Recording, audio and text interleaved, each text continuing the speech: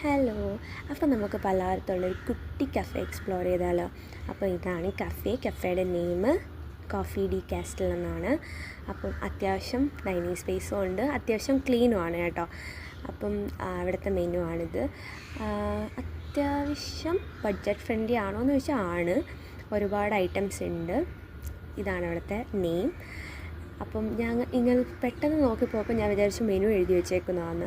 പക്ഷെ അല്ല, നമ്മുടെ ഓരോ മെനൂസിലുള്ള ഓരോ ഡ്രിങ്ക്സിൻ്റെ, ജ്യൂസിൻ്റെ ആയാലും മൊജിറ്റോൻ്റെ ആയാലും മിൽക്ക് ഷേക്കിൻ്റെ ആയാലും ഫ്രാപ്പിസിൻ്റെ ആയാലും ബെനിഫിറ്റ്സ്, അതിൻ്റെ ഹെൽത്ത് ബെനിഫിറ്റ്സാണ് ഇതിൽ എഴുതി വെച്ചിട്ടുള്ളത് കേട്ടോ. അപ്പം ഞാൻ അവിടെ നിന്ന് കുടിച്ചതെന്ന് പറയുമ്പോൾ ഒരു ലൈം ജ്യൂസാണ്. നടന്നു വന്നപ്പോൾ തളർന്നപ്പോൾ കയറിയതാണ് കേട്ടോ. അപ്പം ഇതാണ് അവിടുത്തെ കോൺടാക്റ്റ് ഡീറ്റെയിൽസ്.